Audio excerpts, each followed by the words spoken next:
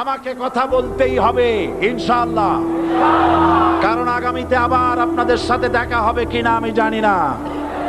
কথা বলতেই হবে।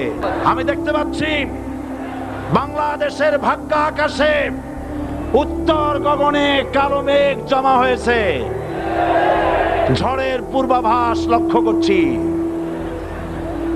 যদি মোকাবেলা করতে না পারেন সক্ষম ভাবে, এমন অন্ধকার গাঢ় কালো অমাবস্যার রাত আসতে পারে যার সুবে সাদেক হওয়া অসম্ভব।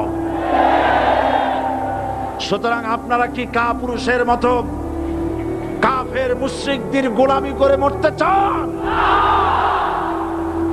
বিড়ালের মতো 500 বছর বেঁচে থাকার কোনো লাভ নাই।